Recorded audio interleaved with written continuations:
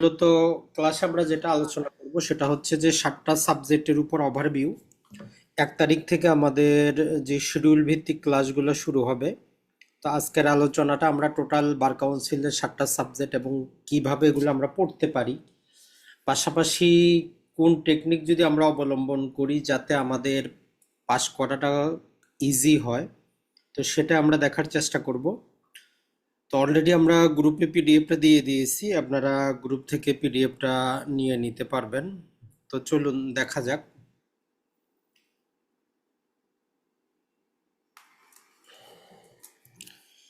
তো আমরা সবাই জানি যে বার কাউন্সিলে যে সাবজেক্টগুলোর উপর আমরা পরীক্ষা দিব 100 মার্কের, সেটা আমরা লিখিত হোক, এমসিকিউ হোক, ভাইবা হোক, 7টাই সাবজেক্ট মোটামুটি এমসিকিউর জন্য আমাদেরকে 100 মার্কের অ্যান্সার করতে হয়। তো আপনি যদি এবার নতুন হন, এর আগে যদি আপনি পরীক্ষা না দেন, সর্বপ্রথম আপনার সিলেবাস সম্পর্কে একটা স্বচ্ছ ধারণা থাকতে হবে। কারণ হচ্ছে কিছু আইন আছে অনেক বড়, এই টোটালটা আপনার পক্ষে কমপ্লিট করা সম্ভব না। যদি আমরা আগামী 1 মাস যদি ধরি যে ডিসেম্বরে পরীক্ষাটা হবে, অথবা যদি নাও হয়, যদি জানুয়ারিতেও হয়, 2 মাসও আপনার পক্ষে কিন্তু সম্ভব না। তো অতএব কিছু সাবজেক্ট আছে যেগুলো আমরা টার্গেট করে পড়বো, আর কিছু আছে যেটা থেকে আপনাকে বাছাই করে পড়তে হবে। আর এই যে 7টা সাবজেক্ট আছে এগুলো আপনার সারা জীবনই পড়তে হবে। আইন পেশায় আপনি যতদিন থাকবেন এই সাবজেক্টগুলো আপনার লাগবেই লাগবে। তো এই জন্য প্রথমে আমরা একটু ওভারভিউ দেখার চেষ্টা করি। আশা করি যে আপনি একটা স্বচ্ছ ক্রিস্টাল ক্লিয়ার ধারণা পাবেন। তো টোটাল আমরা যদি বার কাউন্সিলের যে 7টা সাবজেক্ট তারা রেখেছে এমসিকিউ পরীক্ষার জন্য, এটা আমরা ক্রিমিনাল বিষয় বা ফৌজদারি বিষয় 2টা সাবজেক্ট আমরা দেখতে পারি, এবং সিভিল লিটিগেশন বা দেওয়ানি বিষয় 2টা। তো 2টা এবং 2টা 4টা সাবজেক্ট। বাকি 3টা সাবজেক্ট যদি আমরা বলি, এগুলা 2টার ক্ষেত্রেই কাজ করে। যেমন আপনি দেওয়ানি মামলা প্রমাণ করার জন্য সাক্ষ্য প্রয়োজন হবে, সাক্ষ্য আইন লাগবে, ফৌজদারি মামলার জন্যও লাগবে। দেওয়ানি মামলার জন্য আপনার তামাদি আইনের দরকার আছে, ফৌজদারি মামলার জন্য আমাদের তামাদি আইনের দরকার আছে। আর আপনি একজন অ্যাডভোকেট হিসাবে কিরকম আচরণ করবেন বাংলাদেশ বার কাউন্সিল রিলেটেড, তো এটা সবারই জানা প্রয়োজন। তো মূলত আমরা যে 7টা সাবজেক্ট পাবো এগুলোকে আমরা 3টে ক্যাটাগরিতে ভাগ করতেছি। একটা হচ্ছে যে আমাদের ক্রিমিনাল বা ফৌজদারি রিলেটেড বিষয়, যেখানে আমরা সিআরপিসি পাবো, আর একটা হচ্ছে আমাদের পেনাল কোড। আর দেওয়ানের দিকে যদি আমরা দেখি, সুনির্দিষ্ট প্রতিকার আইন বা যাকে আমরা বলতেছি যে এসআর অ্যাক্ট, আর একটা হচ্ছে আমাদের সিপিসি। তো এই হচ্ছে টোটাল আমাদের 7টা সাবজেক্ট। এখন এই সাবজেক্টগুলা যখন আপনি পড়বেন, তামাদি আইন বা সুনির্দিষ্ট প্রতিকার আইন খুব ছোট, তো তাড়াতাড়ি শেষ হয়ে যাবে। কিন্তু যখন পেনাল কোড পড়বেন, সিপিসি পড়বেন, সিআরপিসি পড়বেন, অনেক বড়। তো এই জন্য আপনি যেই সাবজেক্টটার সাথে যেই সাবজেক্টটা মিলিয়ে পড়তে পারেন, অলরেডি আমরা পড়াবো পরবর্তীতে, তারপরও জাস্ট একটু আপনাদের বা যারাই আজকে, যেহেতু এটা ওপেন ক্লাস, অনেকেই আছেন যারা লাইভে দেখতেছেন অথবা জয়েন করেছেন, যখনই আপনি সুনির্দিষ্ট প্রতিকার আইন পড়বেন তখন সাথে তামাদি আইনটা অটোমেটিক, তামাদি আইনের শিডিউলের কিছু সময়সীমা আপনার একসাথে পড়ে নিতে হবে, এটা আপনার জন্য ইজি হবে। যেমন ধরেন যে দলিল বাতিল, দলিল সংশোধন, চুক্তি প্রবল, চুক্তি বাতিল, এগুলো সুনির্দিষ্ট প্রতিকার আইনের প্রতিকার। তো সেটা আমরা কতদিনের মধ্যে করতে পারবো? যখনই আমরা এই সুনির্দিষ্ট প্রতিকার আইন পড়বো, তামাদি আইনের ওই সেকশনগুলা, ওই অনুচ্ছেদগুলা সাথে সাথে পড়ে নিব। এটা আপনার বাস্তব জীবনে, ব্যবহারিক জীবনেও কাজে আসবে, আর পরীক্ষায় আপনার এইখান থেকে আপনাকে প্রশ্নগুলো ম্যাক্সিমাম কিন্তু করবে। এরপরে সাক্ষ্য আইনে যদি আমরা যাই, সাক্ষ্য আইনটা আসলে অন্য কোনো আইনের সাথে মিলিয়ে পড়ার কোনো যৌক্তিকতা নাই। সাক্ষ্য আইন নিজেই একটা পৃথক জিনিস। তো যখন আপনি সাক্ষ্য আইন পড়বেন, আপনি শুধু সাক্ষ্য আইনই পড়তে পারেন, অন্য কিছু আপনার দরকার হয় না। এরপরে সিপিসি বলেন, সিআরপিসি বলেন, পেনাল কোড বলেন, এগুলোও প্রতিটাই স্বতন্ত্র আইন, এগুলোর সাথে অন্যটা মিলিয়ে পড়ার কোনো জিনিস নাই। আপনি যখন যেটা পড়বেন ওইটাই আপনি ভালো করে পড়তে পারেন। আর যখন আপনি বার কাউন্সিল রুলস, অর্ডার এবং এথিকেটটা পড়বেন, এটা 3টে পার্টে বিভক্ত। যদিও 5 মার্কের জন্য আমরা এটা পড়াশোনা করি, কিন্তু অর্ডার আছে, রুলস আছে এবং শিষ্টাচার বিধিমালা আছে, টোটাল 3টা অপশন মিলে আমাদের 5 মার্ক আসে। এখন ধরেন যে আপনি কোথাও কোচিং করলেন না, আপনি এলএলবি জীবনে একটু ভালো পড়াশোনা করেছেন, আপনি যদি নিজেও একটু ভালো পড়াশোনা করেন, তারপরেও আমরা এখানে যে টোটাল 7টা সাবজেক্ট দিলাম, যেমন ধরেন যে আমাদের সিলেবাসটা হচ্ছে তামাদি আইন থেকে 10টা এমসিকিউ থাকবে, নেগেটিভ মার্কিং আছে, আপনি যদি ভুল যদি অ্যান্সার করেন -0.25 কাটা যাবে, মানে 4টা ভুল প্রশ্নের কারণে 1 মার্ক আপনার কাটা যাবে। তো তামাদি আইনের ব্যাপারে যাদের একটু স্বচ্ছ ধারণা আছে, আপনি কোথাও কোচিং না করলেও 6 থেকে 7 পাওয়া আপনার জন্য ইজি কোনো ব্যাপার কিন্তু না, এটা সবাই পায়েন। সুনির্দিষ্ট পত্রিকার আইনে যদি আমরা দেখি 10 মার্কের আপনার এমসিকিউ হয়, তো মোটামুটি 6 থেকে 7 মার্ক ইজিলি পাওয়া যায়, এটার জন্য অতটা আপনাকে কষ্ট করতে হয় না। সাক্ষ্য আইনে 15 মার্কের জন্য আমরা পরীক্ষা দেই, তো এখান থেকে 10 পাওয়াটাও খুবই সহজ, কোথাও কোচিং করা ছাড়াই আপনি নিজে পড়লেও কিন্তু পারবেন। এটা ছাড়া দেওয়ানি কার্যবিধি, ফৌজদারি কার্যবিধি এবং পেনাল কোড 20-20 করে আমাদের 60 মার্ক। তো আপনি যদি 50% ছেড়েও দেন, তারপরে 10-10 করে 30 মার্ক পাওয়া কিন্তু সম্ভব, কোনো কোচিং করা ছাড়াই। আর বার কাউন্সিল রুলস এবং অর্ডার থেকে আমরা 5 মার্কের মধ্যে 2 পাওয়া সম্ভব। তো টোটাল যদি আমরা হিসাব করি 56, কিন্তু আপনি কোথাও কোচিং না করে যদি এলএলবি জীবনে একটু আইন কিভাবে পড়তে হয় সেটা যদি জানেন, যে কোনো লেখকের একটা বই নিয়ে যদি আপনি ভালো করে নিজেও যদি পড়েন, আসলে পাশ করা সম্ভব। কারণ 50-এ কিন্তু 5 মার্ক, আপনার 56 আপনি পাচ্ছেন। তো এখন সমস্যা যেটা হয় যে এই অ্যান্সারগুলো করতে গিয়ে নেগেটিভ মার্কিং থাকার কারণে ম্যাক্সিমামেরই তখন 50 কিন্তু আর থাকে না। তো এর জন্য আপনি, আমাদের এই কোর্সটার মূল টার্গেটটা হচ্ছে আপনি যেইটা অ্যান্সার করবেন সেটা যাতে 100% সঠিক হয়, যেটা আপনি পারবেন না সেটা আপনার অ্যান্সার করার দরকার নাই। কারণ এখানে কোনো এমন হবে না যে আপনি 90 পাইলে আপনার এডিশনাল কোনো পুরস্কার দেওয়া হবে, এমন কিছুই না। অ্যাভারেজে যারাই 50 পাবে তারাই পাস, তাহলে 90 পাইলেও যে পাস, 51 পাইলেও সেই পাস, তো এটার মধ্যে কোনো পার্থক্য নাই। তো এই জন্য আপনি এক একটা এমসিকিউর জন্য আপনি জানেন যে আপনি 37 সেকেন্ড করে সময় পাবেন মাত্র। এই 37 সেকেন্ডে আপনাকে যাবতীয় সিদ্ধান্ত নিতে হবে। তো এই জন্য আমরা বলি আপনি যে কাজটা করবেন সেটা হচ্ছে যে ম্যাক্সিমাম 80টা প্রশ্নের অ্যান্সার করবেন। আপনি পূর্ব থেকে আপনার প্রস্তুতি থাকবে যে 20টা আমি পারবো না অথবা কঠিন থাকবে। কারণ দেখেন 1 ঘন্টা সময়টা মানসিক আপনার একটা গেম। আপনি মানসিকভাবে যতটা আপনি নিজেকে ধরে রাখতে পারবেন, আপনি পাস করতে পারবেন। অনেকেই আছে পরীক্ষা দিয়ে বের হওয়ার পর বলে যে আমি সবই পারতাম কিন্তু ভুলে গেছি। এর কারণটা পূর্ব থেকে কোনো মানসিক প্রস্তুতি ছিল না, যে কিছু প্রশ্ন থাকবে যেটা আনকমন থাকবে, খুব কঠিন থাকবে। তো আপনার আগে থেকেই মানসিক প্রস্তুতি থাকতে হবে যে 100টার মধ্যে 10-20টা প্রশ্ন কঠিন থাকতে পারে, যেটা আমি কোনোদিন পড়বো না, দেখবো না, তাতে আমার কিছু আসে যায় না, কারণ আমার পাস মার্ক হচ্ছে 50। তো এই প্রস্তুতিটা থাকলে আপনার মাথা কুল থাকবে। মাথা যদি আপনার কুল না থাকে, আপনি জানা প্রশ্নটাও কিন্তু ভুল করবেন। তো এই জন্য আমাদের সবারই আমরা বলবো, আপনি নিজে নিজে পড়েন, বাসায় পড়েন, কোথাও কোচিং করেন, মানসিক প্রস্তুতিটা আপনাকে নিজেকেই নিতে হবে, কোনো টিচার আপনাকে দিয়ে দিবে না। যে 100টা প্রশ্নের মধ্যে আপনি 100টা অ্যান্সার করতে পারবেন না, এটা আপনি মেনেই নেন। 70 থেকে 80টা আপনি অ্যান্সার করতে পারবেন। আপনার দায়িত্ব হচ্ছে আপনি ভুল দাগাবেন না, এটাই আপনার দায়িত্ব, আর কিছু না। আপনি যদি ভুল যদি না দাগান, আপনি পাশ করবেনই করবেন। এই যে সিলেবাসগুলা, আর যারা এই লিখিত পরীক্ষাও দিবেন, যেহেতু আপনি এমসিকিউ পাস করার পরে আপনাকে লিখিততে যাইতে হবে, কিছুই করার নাই, সময় বেশি দিন থাকে না, মধ্যবর্তী ম্যাক্সিমাম 1 মাস সময় থাকে। তো এই জন্য এখনকার যে প্রস্তুতিটা আপনি নিচ্ছেন, এটা যদি আপনার একটু ভালো করে নিতে পারেন, লিখিত পরীক্ষা আপনার কোথাও কোচিং করার দরকার নাই, বা করলেও আপনি 10 দিনে আপনি বুঝতে পারবেন যে কি প্রশ্নটা আসবে। তো এইটার জন্য আপনার মূল যে প্রস্তুতিটা থাকবে সেটা হচ্ছে যে আপনার আইনের নামটা আপনি একদম ডিটেইলে জানবেন। অর্থাৎ আইনের পূর্ণাঙ্গ নামটা, আইনের সালটা, যে সেকশনটা পড়তেছেন সেকশন নাম্বারটা, সাবসেকশন নাম্বারটা, গুরুত্বপূর্ণ জিনিসটা, আর মূল বিষয়বস্তুটা কি ওই সেকশনে। যেমন ধরেন যে আপনাকে যদি আমরা বলি যে 164 ধারায় ম্যাজিস্ট্রেট জবানবন্দি গ্রহণ করে, এটা আপনি এমসিকিউর জন্য পড়লেন, কিন্তু এইটাই আপনি লিখিতের জন্য পড়ে ফেলাইতে পারেন। যে ফৌজদারি কার্যবিধি 1898 সেকশন হচ্ছে কত, 164, এর অধীনে কি করা হয়, 2টা কাজ করা হয়। কোনো ব্যক্তি যদি, কোনো আসামি যদি দোষ স্বীকার করে অথবা কেউ কোনো বিবৃতি দিলে, ম্যাজিস্ট্রেট অফ ফার্স্ট ক্লাস অথবা স্পেশালি ক্ষমতাপ্রাপ্ত সেকেন্ড ক্লাস কি করে, ওই বক্তব্য বা দোষ স্বীকারটা রেকর্ড করে। এই 4টা উপাদান আপনার মনে থাকলে লিখিত পরীক্ষায় ওইখান থেকে যেই প্রকারেরই প্রশ্ন আসুক আপনি অ্যান্সার কিন্তু করতে পারবেন। তাই লিখিত পরীক্ষা আপনার 10 পাতা 20 পাতা লেখার কোনো দরকার নাই। আপনি যদি আইনের নামটা সঠিক থাকে, সেকশন নাম্বারটা সঠিক থাকে, আর ওই ধারার মধ্যে যার অথরিটি আছে, যেমন ম্যাজিস্ট্রেট অফ ফার্স্ট ক্লাস অথবা স্পেশালি ইম্পাওয়ার সেকেন্ড ক্লাস, এই শব্দটা কারেক্ট হইলেই আপনার 10-এ আপনি 8 পেয়ে যাবেন। ওই জন্য বাজারে প্রচলিত বইয়ে 10 পাতা যেটা আছে এটা আপনার কোনো কাজেরই না। আপনি যদি আইনের যদি ছাত্র হন, আপনার দায়িত্ব হচ্ছে আইনের নামটা, সেকশন নাম্বারটা, আর সেকশনের মূল বিষয়টা কি আপনার ভাষায় আপনি লিখবেন, কোনো বইয়ের ভাষায় না। এমনকি বেয়ার অ্যাক্টের ভাষাও ব্যবহার করার দরকার নেই। তাহলে আপনি কখন পারবেন? যখন আপনার একটা স্বচ্ছ ধারণা থাকবে যে 164 ধারায় দুইটা কাজ করা হয়: আসামির জবানবন্দি রেকর্ড করা হয়, অথবা কোনো ব্যক্তি যদি বক্তৃতা দেয় এই বিবৃতি রেকর্ড করা হয়।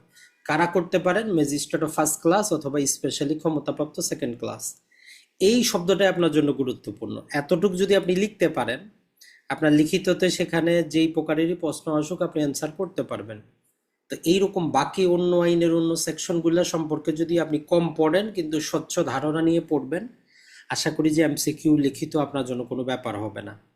তো আমাদের সমস্যা হচ্ছে আমরা টোটাল বইটা পড়তে চাই, আর বইটা আমরা পড়ার চেষ্টা করি ছাত্রের মতো করে, স্টুডেন্ট লাইফের মতো করে। মনে রাখবেন, আইনগুলো আপনার জন্য তৈরি করে না, সংসদে আইন তৈরি করে কাজদের জন্য, বিচারকদের জন্য, অ্যাডভোকেটদের জন্য। তো আপনি ছাত্রের মতো, যেটা আপনার জন্যই তৈরি করা হয় নাই, আপনি ওই মন মানসিকতা নিয়ে পড়লে তো আপনি পাশ করতে পারবেন না। আর এই 7টা সাবজেক্ট এমন সাবজেক্ট, এগুলো শুধু পাশ করা না, এটা আপনার সারা জীবন যতদিন অ্যাডভোকেটশিপ থাকবে, আপনি অ্যাডভোকেট হিসেবে কাজ করবেন, এই 7টা সাবজেক্ট আপনার লাগবেই। দেওয়ানি মামলা করেন, তামাদি লাগবে, সিপিসি লাগবে, ফৌজদারি করেন, সিআরপিসি লাগবে, পেনাল কোড লাগবে, সাক্ষ্য আইন তো আপনার লাগবেই। তার মানে এখানে আপনি আজকে থেকে কম পড়েন, আপনার কাছে সময় অনেক আছে।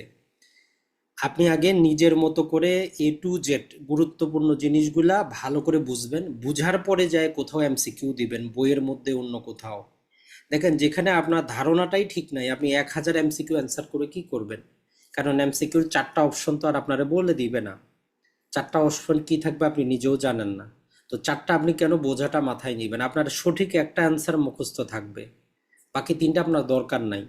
তাহলে আপনার পড়ার চাপটাও কমবে।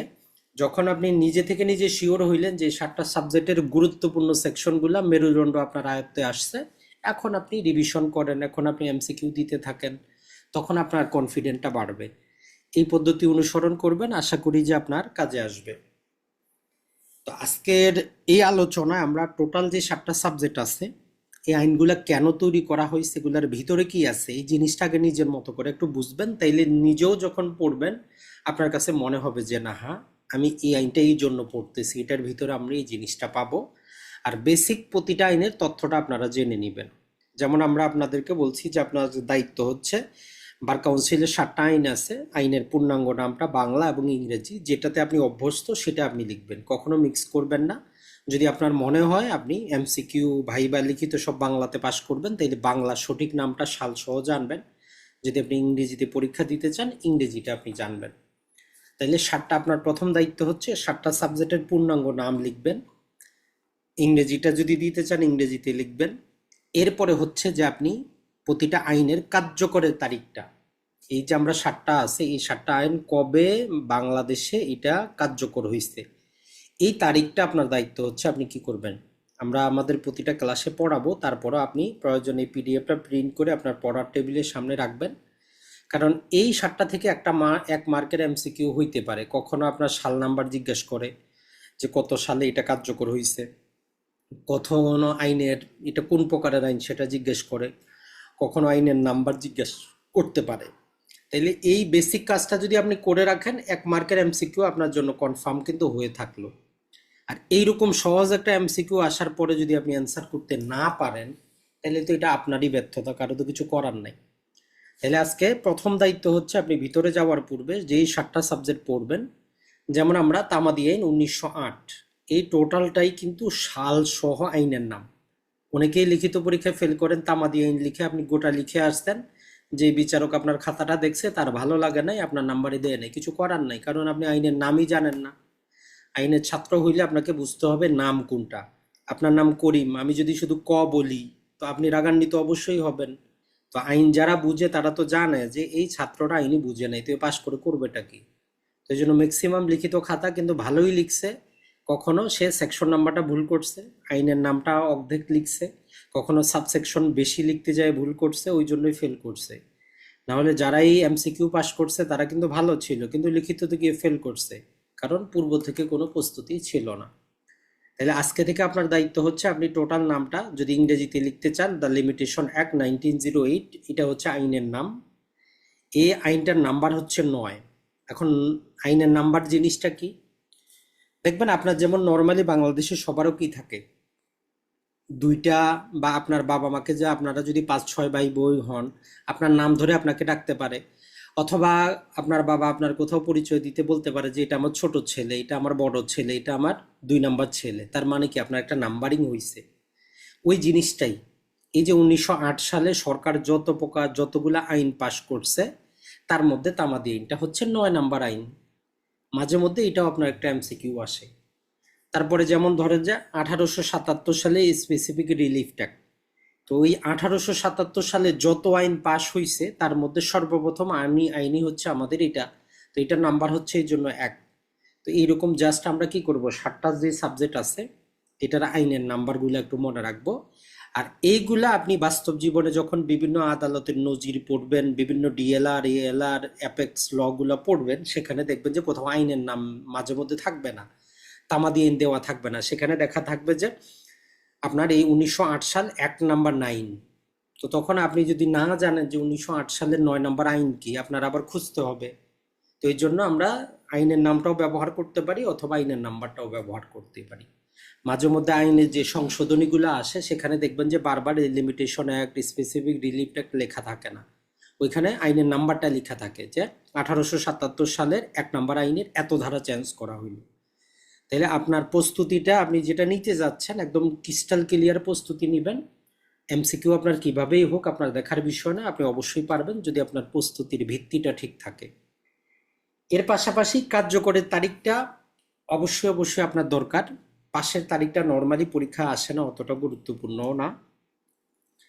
আর এই কার্যকরের তারিখের অনেকগুলা নাম আছে, তো এই নামগুলা একটু মনে রাখবেন। বিকল্প অনেকগুলা নাম আছে। বাংলাতে বলতেছি যে আমরা কার্যকরের তারিখ, ইংরেজিতে বলতেছি যে আমরা ইনফোর্সমেন্ট ডেট, অথবা বেয়ার অ্যাক্টের মধ্যে আপনি পাবেন কুমেন্সমেন্ট বলে একটা শব্দ আছে। প্রতিটা আইনের 1 নাম্বার সেকশনে 3টা জিনিস পাবেন, যে শর্ট টাইটেল, এক্সটেন্ড এবং কুমেন্সমেন্ট। মানে আইনের নামটা কি, এটা কোথায় প্রযোজ্য হবে, কবে থেকে কার্যকর। তো আপনার দায়িত্ব হচ্ছে দ্বিতীয়, এই 7টা সাবজেক্টেরই আপনি কার্যকরের সালগুলো একটু মনে রাখবেন। এটা এমসিকিউতে আসে, বারবারই আসে। কখনো তামাদি আইন দেয়, কখনো সুনির্দিষ্ট প্রতিকার আইন দেয় যে এটা কবে কার্যকর হইল। এরপরে হচ্ছে যে একটা জিনিস মনে রাখবেন, বাংলাদেশে যত প্রকার আইন আছে বা এই আইনগুলো নর্মালি আমরা 3 ভাগে ভাগ করতে পারি, আইনের 3 ভাগে ভাগ করতে পারি। একটা হচ্ছে যেটা আপনাকে কি করবে, যেটাকে আমরা বলি যে মূল আইন বা তত্ত্বগত আইন বা সাবস্টেন্টিভ ল। এর মানে হচ্ছে ওই আইনটা আপনাকে কোনো একটা অধিকার দেয়, কোনো একটা প্রতিকার দেয়, কোনো একটা শাস্তি আরোপ করে, কোনো একটা কষ্ট আরোপ করে, জরিমানা আরোপ করে। তার মানে যেইটা আপনাকে একটা অধিকার দেয় সেটাকে আমরা বলতেছি যে সাবস্টেন্টিভ ল বা মূল আইন। আর ওই অধিকারটা, প্রতিকারটা আপনি যেই পদ্ধতিতে আদায় করবেন আদালতের মাধ্যমে, ওইটারে বলি যে আমরা প্রসিডিউরাল ল বা পদ্ধতিগত আইন। যেমন ধরেন যে সুনির্দিষ্ট প্রতিকার আইন আপনারা দখল উদ্ধার করা, দলিল সংশোধন করার অধিকার দেয়। এখন ওইখানে কিন্তু বলা নাই যে এই অধিকারটা আপনি কিভাবে আদায় করবেন। তো ওইটার জন্য আমরা তখন কি করি, সিপিসিতে আমাদের বলা আছে যে কিভাবে অধিকারটা আদায় করতে হবে। তাইলে সুনির্দিষ্ট প্রতিকার আইন আমাদের কি হইলো, একটা মূল আইন হইলো, সাবস্টেন্টিভ ল হইলো, তত্ত্বগত আইন হইলো। আর সিপিসি আমাদের কি হইলো, একটা পদ্ধতিগত আইন, যে ওই অধিকারটা কিভাবে আদায় করব। এর পাশাপাশি আরেক প্রকারের আইন পাবো যেটাকে আমরা বলি যে হাইব্রিড বা মিক্স, যেখানে একই আইনের মধ্যে আমাদের অধিকার থাকে, একই আইনের মধ্যে প্রতিকার দেওয়া থাকে। বাংলাদেশে বর্তমানে ম্যাক্সিমাম যে আইনগুলো তৈরি হচ্ছে সবই হাইব্রিড ল। ওই আইনের মধ্যেই সবকিছু বলা থাকে। যেমন ধরেন যে পারিবারিক আদালতের আইন, নারী ও শিশু নির্যাতন দমন আইন, সব জায়গায় বলা আছে কতদিনে কিভাবে করতে হবে, কোন আদালতে যাইতে হবে। পূর্বে নর্মালি এরকম পৃথক করা ছিল যে একটা মূল আইন, ওই আইনটার জন্য পদ্ধতিগত আইন। আর বর্তমান বাংলাদেশের ম্যাক্সিমাম আইনই হচ্ছে হাইব্রিড ল, মানে এটার মধ্যেই অধিকার, এটার মধ্যেই কিভাবে আদায় করবেন প্রতিকার। এখন আমরা যে 7টা সাবজেক্ট পড়বো বার কাউন্সিলে, মূলত এখানে আমাদের 3টা আইন হচ্ছে যে সাবস্টেন্টিভ ল। একটা হচ্ছে যে আমাদের এই যে সুনির্দিষ্ট প্রতিকার আইন, এখানে আমাদেরকে দেওয়ানি বিষয়ক অধিকার দেয়, দখল উদ্ধার করা, দলিল সংশোধন করা, দলিল বাতিল করা। আরেকটা হচ্ছে যে আমাদের পেনাল কোড, যেখানে বিভিন্ন প্রকার অপরাধ করলে আপনার কি শাস্তি হবে সেগুলো বর্ণনা করা আছে। তাহলে পেনাল কোডের এই শাস্তিগুলো কিভাবে দিব, এটা সিআরপিসি বর্ণনা করে। দেওয়ানি কার্য বিধি বর্ণনা করে আমাদের যে সুনির্দিষ্ট প্রতিকার আইনে যে অধিকারগুলো দেওয়া আছে এগুলো কিভাবে করব, এটা আমাদের সিপিসি বলে। আর যেটা হচ্ছে আমাদের তামাদি আইনটা নর্মালি, তামাদি আইনের বেশিরভাগ অংশই হচ্ছে, ম্যাক্সিমাম অংশ হচ্ছে আমাদের পদ্ধতিগত আইন। তবে এই আইনটার শেষের দিকে গিয়ে কিছু সাস্টেনটিভ ল দিছে, যেখানে আমরা বলি যে আপনার মালিকানা চলে যায়। অর্থাৎ 12 বছরের মধ্যে মামলা দায়ের যদি আপনি না করেন, তামাদি আইনের 28 দ্বারা বলে যে আপনার অধিকার না, আপনার ওই সম্পত্তির উপর অধিকারটাই বিলুপ্ত হয়ে যায়, শুধু মামলা করার অধিকার না। তো এই জন্য তামাদি আইনটা আমরা নর্মালি বলি যে এটা একটা হাইব্রিড ল, এটা একটা পদ্ধতিগত আইন কিন্তু না। এটা আপনাকে এই জন্য মনে রাখতে হবে, গতবার বা তার আগের বার পরীক্ষায় ছিল 4টা আইনের নাম দিয়ে বলতেছে যে নিচের কোনটা পদ্ধতিগত আইন। সেখানে আপনার সিপিসিও আছে, তামাদি আইনও আছে। এখন আপনি তো যদি নর্মাল পড়েন যে তামাদি আইন তো পদ্ধতিগত আইন, সো সিপিসিও পদ্ধতিগত আইন, তো আমি কোনটা অ্যান্সার করব? তো ওই জন্য যখন আপনি দেখবেন যে বাকি আইনগুলোর মধ্যে পদ্ধতিগত আইন আছে, তামাদি আইনেরও নাম আছে, তামাদি আইন তখন পদ্ধতিগত হবে না, কারণ এটা একটা হাইব্রিড ল, এটার মধ্যে সাবস্টেন্টিভ অংশ আছে। কিন্তু যেটা আমাদের সিপিসি, এটা টোটালি আমাদের কি, টোটালি হচ্ছে পদ্ধতিগত আইন। তো এই জন্য বেসিক জিনিসটা মনে রাখবেন যে আপনার অপশনে বাকি জিনিসগুলো কি আছে ওই অনুযায়ী অ্যান্সারটা কিন্তু করবেন। তাহলে পদ্ধতিগত আইন মানে হচ্ছে ওই অধিকারটা, ওই প্রতিকারটা কিভাবে আদায় করে দিবে আদালত, ওই পদ্ধতি যেটা বর্ণনা করে সেটাই পদ্ধতিগত বা প্রসিডিউরাল ল বলে, যেটাকে আরেকটা অ্যাডভান্স ভাষায় যেটাকে বলে যে অ্যাডজেক্টিভ ল। তাহলে পদ্ধতিগত বা প্রসিডিউরাল বা অ্যাডজেক্টিভ ল একই জিনিস। আর একটা হচ্ছে আমাদের সাস্টেনটিভ ল বা মূল আইন, এটা হচ্ছে আমাদের এই অংশে থাকলো। আর বার কাউন্সিলের মধ্যে বার কাউন্সিল যে ওয়ার্ডারটা আছে, ওয়ার্ডারটা আমাদের একটা সাস্টেনটিভ ল, আর এটার তো বিধিমালা দেওয়াই আছে। তাহলে আমরা টোটালি ভাগ করতে পারলাম। আর যেটা আমাদের সাক্ষ্য আইন যেটা আছে, সাক্ষ্য আইনও টোটালি পদ্ধতি বর্ণনা করে যে কি সাক্ষ্য কিভাবে আদালতে কাজ করবে। তো আমরা নর্মাল ভাষায় বুঝতেছি যে এটা একটা পদ্ধতিগত আইন। তো এখন আপনি এতগুলা যদি মনে নাও থাকে, আপনি 3টা মনে রাখবেন যে পেনাল কোড, সুনির্দিষ্ট প্রতিকার আইন আর বার কাউন্সিল ওয়ার্ডার, এই 3টা হচ্ছে আমার সাস্টেনটিভ ল বা মূল আইন। বাকি যা আছে বার কাউন্সিলভুক্ত বাকি 4টা সবগুলাই হচ্ছে আমার পদ্ধতিগত আইন। এইভাবে আপনি যদি একটু পড়ার চেষ্টা করেন, যে আশা করি আপনার জন্য ইজি হবে। এই পিডিএফটা দেওয়া আছে, প্রয়োজনে আপনি এটা প্রিন্ট করে আপনার পড়ার টেবিলের সামনে রাখবেন, বারবার নিজে একটু লেখার চেষ্টা করবেন। আর লিখিত পরীক্ষা যদি পাশ করতে চান, আইনের নামে ভুল করা যাবে না, নামে ভুল করলে যত ভালোই লিখেন নাম্বার পাবেন না। যদি যারা প্রশ্নগুলো আপনার কাটবে, যদি দেখে যে আপনি আইনটাই লিখতে পারেন না, আইনের নামটা, আপনার জন্য ফেল করা নিশ্চিত। তো যাই হোক, আমরা যেটার মধ্যে ছিলাম, আজকের আলোচনার প্রথম আইন হচ্ছে তামাদি আইন। এখন আপনি তো তামাদি আইন ভিতরে পড়বেন, কিন্তু পড়ার আগে তো একটু বুঝেন যে তামাদি আইনটা কেন তৈরি করা হয়েছে, তামাদি আইনের ভিতরে কি আছে, তাহলে আপনার জন্য পড়তে আপনার বুঝতে সুবিধা হবে। আইনটা পড়ে আপনি মজা পাবেন। আইনটার মধ্যে একটা আপনি কি পাবেন, কেমিস্ট্রি পাবেন। তো আমরা এই যে তামাদি আইন বা লিমিটেশন অ্যাক্ট বলতেছি, ইংরেজিতে বলতেছি যে আমরা লিমিটেশন অ্যাক্ট। তো আমরা ইংরেজি শব্দটা সহজেই বুঝি, লিমিটেশন মানে হচ্ছে কোনো একটা সীমাবদ্ধতা থাকবে, কোনো একটা লিমিট করা আছে। তো আসলে জিনিসটা, তো এই যে আমাদের তামাদি আইন, সর্বপ্রথম আপনি মনে রাখবেন যে এই অঞ্চলে আমাদের ভারতীয় উপমহাদেশে সর্বপ্রথম তামাদি আইন তৈরি করা হয় বা পাশ করা হয় বা কোডিফাই করা হয়, যে কোনো একটা নামে আপনার থাকতে পারে, মাঝে মধ্যে এটা এমসিকিউতে আসে যে সর্বপ্রথম কবে তামাদি আইন তৈরি করা হয় বা পাশ করা হয় বা কোডিফাই করা হয়। সেটা হচ্ছে 1859। এই সালটা খুবই গুরুত্বপূর্ণ, এটা একটু মনে রাখার চেষ্টা করবেন। মাঝে মধ্যে আগে খুবই বার কাউন্সিল 2012-13 দিকে খুবই ইজি এমসিকিউ করতো, তখন ওই তামাদি কোন ভাষার শব্দ, তামাদি অর্থ কি, ওইটাও এমসিকিউতে আসতো, এখন নর্মালি আসে না। তারপরে আপনি একটু মনে রাখবেন যে তামাদিটা আসলে একটা আরবি ভাষা থেকে আগত শব্দ। আর যারা আরবি একটু জানেন তারা জানেন যে আরবি ভাষায় একটা শব্দে 10টা অর্থ হয়। তো এই জন্য তামাদি মানে বাধাপ্রাপ্ত হওয়া, তামাদি মানে হচ্ছে সীমাবদ্ধতা, তামাদি মানে হচ্ছে শেষ হয়ে যাওয়া। তো আপনার দায়িত্ব হচ্ছে ইংরেজিটা মনে রাখবেন, তাহলে আপনার জন্য বেস্ট, যে লিমিটেশন মানে একটা সীমাবদ্ধতা আছে। তাহলে তামাদি আরবি ভাষার শব্দ, এর অর্থ হচ্ছে বাধা পাওয়া বা সমাপ্ত হওয়া, এটা আপনি মনে রাখতে পারেন। আর তামাদি আইন আমরা অলরেডি বললাম যে এটা বেশিরভাগ অংশই হচ্ছে আমার পদ্ধতিগত আইন, তবে ব্যতিক্রমটা হচ্ছে আমার 28 ধারা, এটাও একটু মনে রাখবেন। আর সবচেয়ে গুরুত্বপূর্ণ যেটা, তামাদি আইন কি করে, অধিকার খর্ব করে না, অধিকার আদায়ের আইনগত পন্থা খর্ব করে। এই জিনিসটা নর্মালি এক শব্দে বললেও এটা এত সহজে কিন্তু কারোই বুঝে আসে না। তামাদি আইন যখন আমরা বিস্তারিত পড়বো, এখানে আমাদেরকে যে জিনিসটা বলে যে আপনি যেমন ধরেন যে একটা 2 বছরের মধ্যে মামলা করার জন্য বলছে, 2 বছরে যান, 3 বছরে হইলে 3 বছরে যান, 6 বছরে হইলে 6 বছরে যান। এই সময়সীমাগুলাই তামাদি আইন নির্দিষ্ট করে দেয়। এখন ধরেন যে আপনি 6 বছরে মামলাটা করেন নাই, 2 বছরে মামলাটা করেন নাই, তাহলে আপনার কি হবে? তামাদি আইন কি করলো আপনার? তো তামাদি আইনের বেসিক রুল হচ্ছে যে ভাই আপনি সময় মতো আসেন নাই, অতএব আইনগতভাবে আপনারটা আর আমরা দিতে পারবো না। যার কাছে পাবেন উনি যদি খুশি হয়ে আপনারে দেয়, নিতে আপনার কোনো বাধা নাই। এটাই হচ্ছে মূল জিনিস। তো ওই জন্য বলে যে তামাদি আইন কি করে না, অধিকার খর্ব করে না। আপনার যেটা অধিকার ছিল সেটা থাকে, কিন্তু অধিকার আপনি যেই লিগ্যাল প্রসেসে যাবেন সেটা বন্ধ করে দেয়। কারণ যেমন ধরেন যে আমরা সবাই স্কুল লাইফে কলেজ লাইফে ছিলাম, এখন আপনার কোনো বন্ধু যদি 1,000 টাকা সে হাওলাত নিচ্ছে, সে 2010 সালে টাকাটা সে দেয় নাই, তো আইন বলে যে 3 বছরের মধ্যে মামলা করবেন, আপনি করেন নাই। এখন আজকে 2025 সালে 15 বছর পরে আপনি যদি আদালতে যান, তো এইভাবে তো হাজারো মামলা দায়ের হবে, মানুষ 20 বছর 40 বছর পুরাতন। তো এই জন্য আইন বলে যে না, আপনি 3 বছরের মধ্যে আসেন নাই, আপনার আমরা কোনো লিগ্যাল রেমেডি আপনারা দিতে পারবো না। এখন আপনি কাউন্টার প্রশ্ন করবেন যে ভাই তাইলে আমার ওই 1,000 টাকার কি হইলো? আইন বলতেছে তামাদিয়েন, আমি আপনার অধিকার খর্ব করি নাই।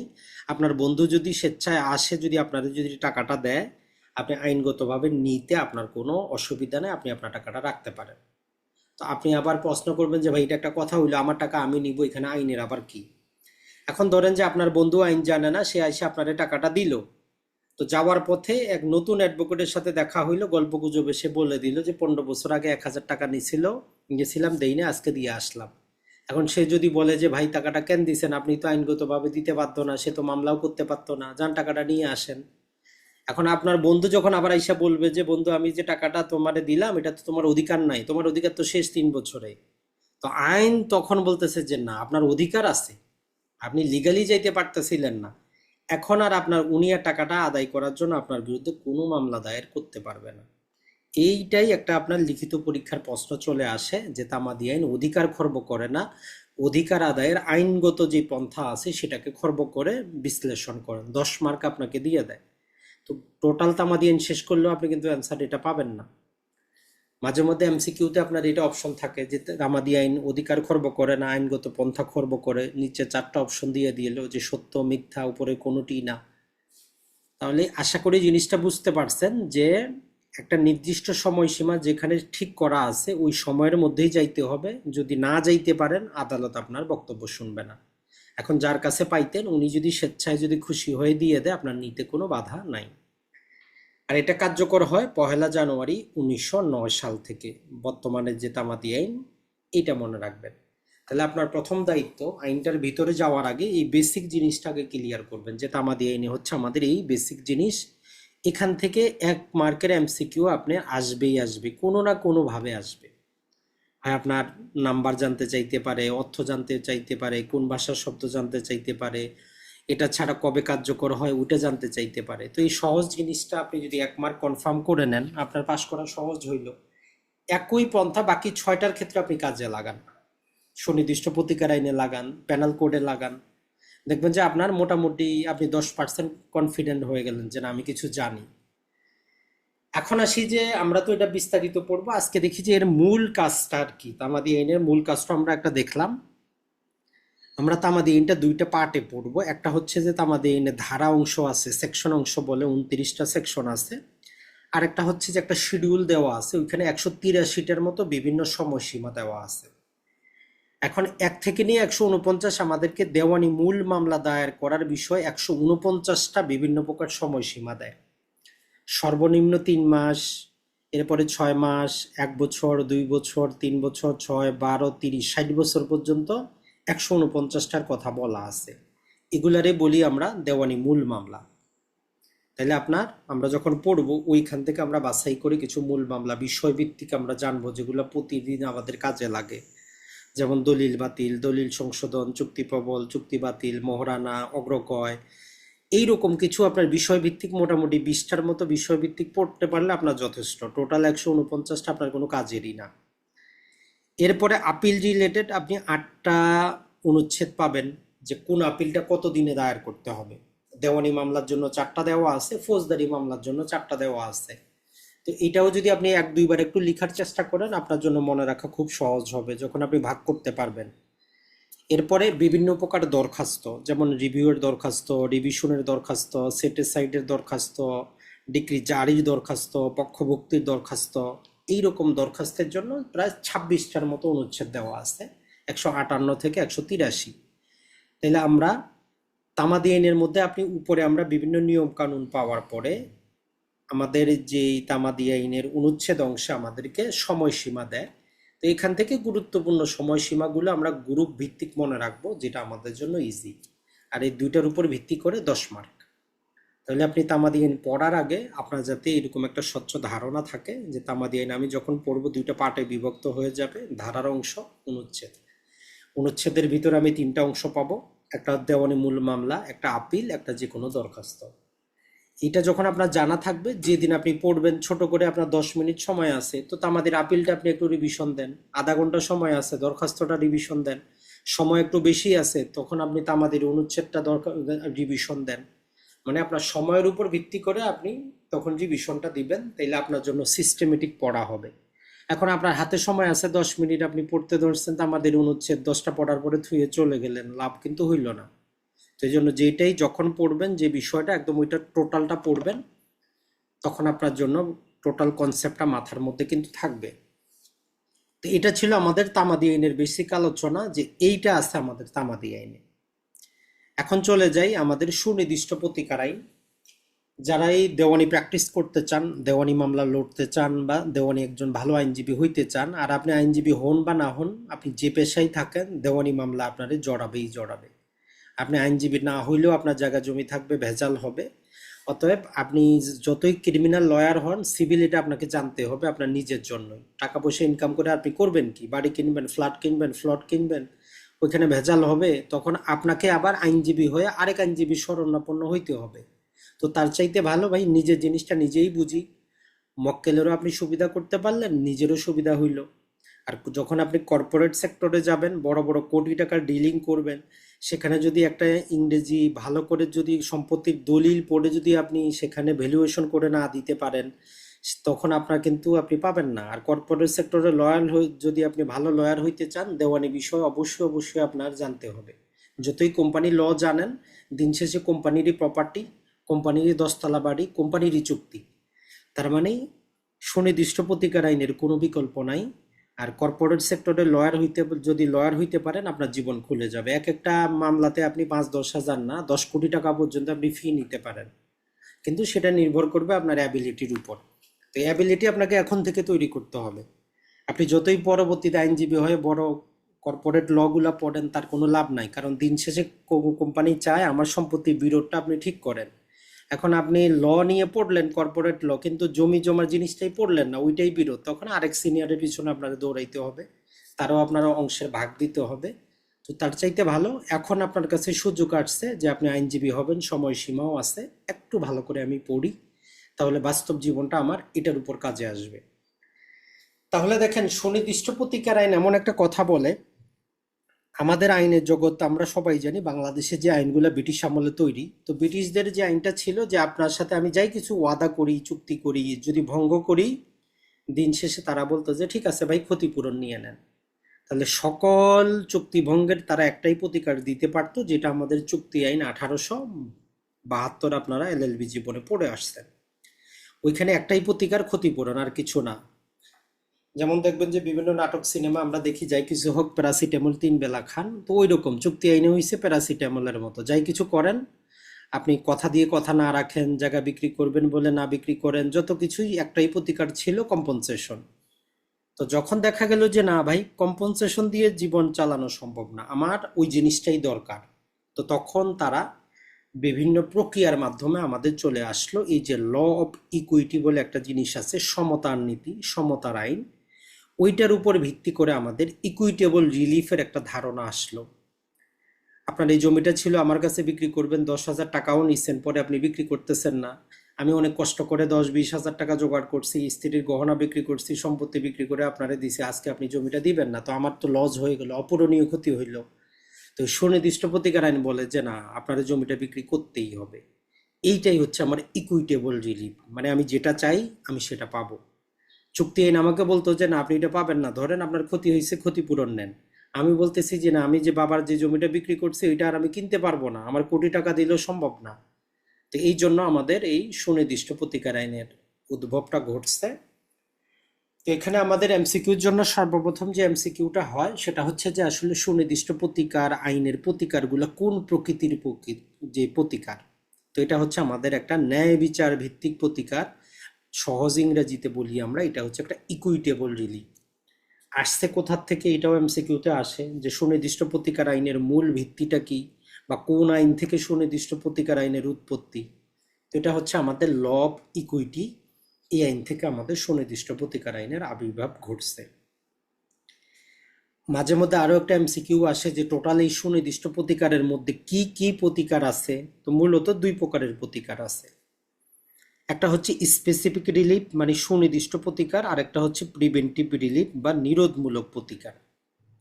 টোটাল যখন আমরা সুনির্দিষ্ট প্রতিকার আইনটা পড়বো, আমাদের ৮ ধারা থেকে নিয়ে ৪৪ পর্যন্ত আমাদের স্পেসিফিক রিলিফ আলোচনা করে, আর ৫২ থেকে ৫৭ আমাদের প্রিভেন্টিভ রিলিফ আলোচনা করে, যেটা আমরা ইনজাংশন হিসাবে জানি। তাহলে টোটাল আইনে আমরা দুইটা পার্টে ভাগ করে নিতে পারি, একটা হচ্ছে স্পেসিফিক রিলিফ, একটা হচ্ছে প্রিভেন্টিভ রিলিফ। এরপরে যেটা গুরুত্বপূর্ণ যে কত সালে এটা কার্যকর হয়, এটা সবচেয়ে গুরুত্বপূর্ণ, মাঝে মধ্যে প্রতিবারই আসে কোনো না কোনো ভাবে। তো এটা আমাদের 1 মে 1877 সালে এই আইনটা কার্যকর হয়, এটা আমরা অবশ্যই মনে রাখবো। আর এই আইনটা আমাদের একটা সাস্টেনটিভ ল বা মূল আইন বা তত্ত্বগত আইন। তাইলে আপনি যখনই সুনির্দিষ্ট প্রতিকার আইন ভিতরে পড়ার আগে এই বেসিক কয়েকটা তথ্য যদি আপনি জানেন, আপনার 1 মার্ক বা 2 মার্কের এমসিকিউ আপনার আগে থেকেই কনফার্ম, ভিতরে আপনার যাওয়ার দরকার নাই। তাহলে একটা হইল কি, যে সুনির্দিষ্ট প্রতিকার আইনের যে প্রতিকারগুলো, এগুলো হচ্ছে ল অফ ইকুইটি থেকে এসেছে, এগুলো হচ্ছে একটা ইকুইটেবল রিলিফ। আর টোটাল প্রতিকার আমাদের দুইটা পাবো, একটা হচ্ছে স্পেসিফিক রিলিফ, একটা হচ্ছে প্রিভেন্টিভ রিলিফ। কার্যকর হয় 1877 সালের 1 মে। এটা হচ্ছে একটা মূল আইন বা তত্ত্বগত আইন। তো আপনি ভিতরে যাওয়ার আগে আপনার দায়িত্ব হচ্ছে এই অংশটুকু আগে পড়ে নেবেন, এটা যখন ক্লিয়ার হবে তারপরে আপনি ভিতরে যান, পড়েন, সমস্যা নেই। মাত্র 57টা সেকশন আছে, 10 মার্কের জন্য 57টা সেকশন কোনো ব্যাপারই না। কারণ যেখানে আপনি 20 মার্কের জন্য পড়তেছেন সে 500 সেকশন, সেই তুলনায় 57টা পড়ে আপনি 10 পাবেন, এর চাইতে সহজ তো আর কিছুই নেই। তাহলে আমরা মোটামুটি 2 নম্বর আইনটাও কিছুটা একটা বেসিক ধারণা নিলাম। এখন যদি আমরা এর ভিতর থেকে আপনাকে বলি যে এর ভিতরে আর কি কি প্রতিকার আছে। সুনির্দিষ্ট প্রতিকার আমরা দুইভাবে জানলাম, দুই প্রকারের প্রতিকার। বিস্তারিত যদি আমরা যাই, মূলত এখানে আমরা জায়গা জমির দখল উদ্ধার মামলা পাবো, আমরা চুক্তি প্রবল মামলা পাবো, আমরা যে কোনো প্রকার ইনস্ট্রুমেন্ট সংশোধন রিলেটেড মামলা পাবো, যে কোনো চুক্তি বাতিল মামলা পাবো, দলিল বাতিল মামলা পাবো, ডিক্লারেটরি স্যুট বা আমরা ঘোষণামূলক ডিক্রি পাবো, রিসিভার নিয়োগ পাবো, নিষেধাজ্ঞা পাবো। তো এইগুলো শুধু পড়া না, এগুলো আপনার বাস্তব কর্মজীবনের এই প্রতিটাই হচ্ছে আপনার টাকা। আপনি যদি প্র্যাকটিসিং লয়ার হন, এই যে প্রতিটা শব্দই হচ্ছে আপনার প্রতিটা টাকা, এটা মনে রাখবেন।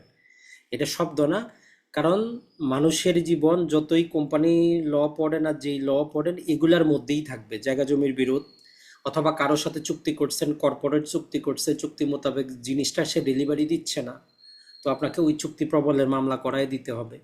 কোনো প্রকার ইনস্ট্রুমেন্ট আপনারে সে দিছে, ওইখানের মধ্যে সে ইচ্ছাকৃত ভুল করছে, তো আপনাকে সেটা রেকটিফাই করার মামলা করতে হবে। তার মানে এই আইনটা যে শুধু জায়গা জমির আইন এমন কিন্তু না, এটা টোটাল মানব জীবনে আমরা বাংলাদেশে যে জিনিসগুলো প্রতিদিন ফেস করি সেগুলাই। তো অতএব যখনই আপনি সুনির্দিষ্ট প্রতিকার আইনটা পড়বেন, জাস্ট মাথাটা একটু বড় করে চিন্তা করবেন যে এইটা শুধু আমার সুনির্দিষ্ট প্রতিকার না, এটা আমার বাস্তব প্র্যাকটিস। বাস্তবে আপনি যে প্র্যাকটিস করবেন, টাকা পয়সা ইনকাম করবেন, যদি এইগুলা না জানেন আপনাকে ওই সিনিয়রের পিছনে ঘুরতে হবে, কিছু করার নাই। 2 বছর, 4 বছর, 10 বছর ঘুষবেন, এটা ছাড়া কিছু করার নাই। এরপরে চলে আসি আমরা মামলা যে আমরা প্রমাণ করব, দেওয়ানি হোক আর ফৌজদারি হোক, একটা মামলা তো আদালতে আপনারে প্রমাণ করতে হবে, সাক্ষ্য প্রমাণ লাগবে। এই জন্য আমাদের সাক্ষ্য আইন আছে 1872। তো এই আইনটার ভিতরে মূল যে জিনিসগুলো আছে, যদি আমরা একটু টেকনিক্যালি পড়ি খুবই সহজ, কিন্তু যদি সাক্ষ্য আইনের বইটা আপনি 1 নম্বর ধারা থেকে পড়া শুরু করেন, এটার মতো কঠিন কোনো আইনই নেই। তো সাক্ষ্য আইনটা নর্মালি আমাদের ক্লাসে, আমরা 3টা কোর্সে ভাগ করা আছে, যা আশা করা যায় যে আপনার 3টার জন্যই যথেষ্ট। তো সাক্ষ্য আইনটাও আমাদের একটা পদ্ধতিগত আইন, এটা কার্যকর হয় 1 সেপ্টেম্বর 1872 সালে, এতটুকু আপনি মনে রাখবেন। আর এর ভিতরে আসলে মূল কাজ যেটা, এটা আপনি মুখস্থ না করলেও আপনি জাস্ট চিন্তা করেন যে আপনি যে কোনো একটা দেওয়ানি হোক বা ফৌজদারি হোক একটা মামলা করছেন। তো মামলা যে আপনি করছেন, আপনি সাক্ষ্য প্রমাণ তো আদালতে নিয়ে যাবেন। এখন কোন সাক্ষ্যগুলো নিয়ে যাবেন? তাহলে যেগুলো আপনার মামলার সাথে সম্পর্কযুক্ত তাদেরকেই তো নিয়ে যাবেন। এই কথাটাই আপনাকে আমরা যদি বলি যে 5 নাম্বার থেকে 55 পর্যন্ত শুধু আপনারা ওই কথাটাই বুঝায় যে কোন সাক্ষ্যটা মামলার সাথে সম্পর্কযুক্ত আর কোনটা অপ্রাসঙ্গিক, আর কিচ্ছু না। যেমন ধরেন যে আপনি একটা দোকান নিয়ে মারামারি, তো ওইখানে রহিম আর করিম দুইজন উপস্থিত ছিল, আরেকজন উপস্থিত ছিল না, কিন্তু মূল হোতা হচ্ছে সে। এখন মূল কাহিনীটা তিনজন নিয়ে। এখন আপনি যদি এখানে আরো গ্রামের 10 জনকে যদি আপনি এর সাক্ষ্য হিসাবে দিতে চান, ওগুলো সম্পূর্ণ অপ্রাসঙ্গিক বিষয়। তো এই যে তিনজন এরা প্রাসঙ্গিক, এটা আপনারা কে বলছে? এটা 5 থেকে নিয়ে এই 55 পর্যন্ত বলে যে এই এই সাক্ষ্যগুলা প্রাসঙ্গিক, আদালতে আপনি আনতে পারেন। তো নেওয়ার পর তারা কিভাবে সাক্ষী দিবে? মৌখিকভাবে বলতে পারে, অথবা তারা লিখিত আকারে কোনো ডকুমেন্ট দেখাইতে পারে। ওই দেখানির প্রক্রিয়াটা যদি আমরা দেখি, সেটা আমাদের এই 59 থেকে মোটামুটি যদি বলি আমাদের 90 পর্যন্ত শুধু ওই কথাগুলো আপনারা বলবে যে মানুষ মৌখিকভাবেও সাক্ষ্য দিতে পারে, দালিলিক সাক্ষ্য দিলে অরিজিনাল সাক্ষ্যটা দিতে হবে, কোনো প্রকার চিটারি 2 নাম্বারে হইলে ওগুলো আমরা কি করতে পারবো, ফরেন্সিক জাজ করতে পারবো। এইরকম কথাবার্তা দিয়ে দ্বিতীয় অংশ কিন্তু শেষ। আর তৃতীয় অংশে আপনাকে জাস্ট একটা কথাই বলে যে মামলা আসলে কে প্রমাণ করবে। আপনি তো মামলা দায়ের করছেন, নর্মালি আপনি মামলা দায়ের করছেন, আপনি প্রমাণ করবেন, সাক্ষী প্রমাণ আপনি নিয়ে আসবেন, কিন্তু সাক্ষ্য আইনে কিছু ব্যতিক্রম আছে। মাঝে মধ্যে বলে যে মামলা তো আমি দায়ের করছি, কিন্তু প্রমাণ আপনি করবেন। এই যে আপনি কোনটা আপনি প্রমাণ করবেন, কোনটা আমি প্রমাণ করব, এটা নিয়েই তার পরবর্তী অংশ। এরপরের অংশ বলে যে কারা সাক্ষী হিসাবে আসতে পারবে আদালতে, কে কে সাক্ষী দিতে পারবে, আর বাস্তবে আদালতে সাক্ষ্য গ্রহণটা কিভাবে হবে। এই কয়েকটা জিনিসই আমাদের 167টা সেকশনে আসবে, যেটাও আমাদের জন্য অনেক সহজ। 15 মার্ক আপনি এখানে অ্যান্সার করতে পারবেন। তো এই জন্য আমরা বলি যে যদি আপনি তামাদি আইন, সুনির্দিষ্ট প্রতিকার আইন আর সাক্ষ্য আইন, এই তিনটা যদি ভালো করে পড়তে পারেন, আপনি পাশ করতেই পারবেন। কারণ বাকি তিনটা সাবজেক্ট অনেক বড়, এটাতে আপনি যতই সময় দেন আপনার লাভ নেই। আপনি বলতে পারবেন না যে আমি 20-এ 20 অ্যান্সার করতে পারবো, সম্ভব না। কারণ ওইগুলোতে এত উদাহরণ, এত সময়সীমা, এত শাস্তি দেওয়া আছে, যেটা কারো পক্ষেই মনে রাখা সম্ভব না। কিন্তু এই তিনটার প্রতিটা শব্দ আপনি মনে রাখতে পারবেন, কারণ একটাতে মাত্র 29টা, একটাতে হচ্ছে 57টা, একটাতে 167টা। আর এই তিনটা মিলেই আপনার 15 আর 20-এ 35 মার্ক। 35-এ আপনি 30 আশা করতেই পারেন, যত কঠিন প্রশ্নই হোক। কিন্তু বাকিগুলাতে যত সহজ প্রশ্ন হোক, আপনি 20-এর মধ্যে 15-20-এ আশা করা কারো পক্ষেই সম্ভব না। এটা একটু মনে রাখবেন। তো এই জন্য যখনই পড়বেন এই তিনটার উপর বেশি একটু জোর দিবেন, যাতে এখান থেকে আপনার কোনো কিছু বাদ না যায়। বাকি বড় সাবজেক্টে আপনাকে বাদ দিতেই হবে, কিছু করার নাই। এখন আসি আমরা সিপিসি, যেটাকে আমরা বলতেছি যে দেওয়ানি কার্যবিধি। তবে যারা আপনারা লিখিত পরীক্ষা দিবেন বা ভবিষ্যতে, এই সিপিসি বলে কোনো শব্দ নাই, এটা মনে রাখবেন। এটা হচ্ছে আমাদের নিজেদের ডাকা নাম, বলতে সহজ হয়। এই টোটাল নামটা হচ্ছে the code of civil procedure 1908। তাই এখন থেকে আপনি প্র্যাকটিস করে নেবেন বা বাংলায় পড়বেন দেওয়ানি কার্যবিধি। এরকম কোনো শব্দ নাই। লিখিত পরীক্ষায় যদি এটা লিখে আসেন 0 পাবেন। তো এই জন্য অনেকেই বলে যে আমি তো অনেক লিখে আসছি, আমি কেন ফেল করলাম? তো আপনি তো প্রথমেই ভুল করছেন। আপনার অ্যাকাউন্ট নাম্বার ভুল হইলে তো টাকা জমা হবে না। আগে অ্যাকাউন্ট নাম্বার ঠিক করা শিখেন, তারপর অটোমেটিক আপনি পাস করে ফেলবেন। তাহলে আমাদের the code of civil procedure বা দেওয়ানি কার্যবিধি সর্বপ্রথম তৈরি করা হয় 1859 সালে। যেমন আমরা তামাদি আইনটাও দেখেছি, মানে এই উপমহাদেশে সর্বপ্রথম তৈরি করা হয়। এটা মাঝে মধ্যে আসে যে সর্বপ্রথম কবে তৈরি করা হয়। বর্তমানে যেটা আছে এটা 1908 সালের আইন, আর 1909 সালের জানুয়ারি থেকে কার্যকর হয়।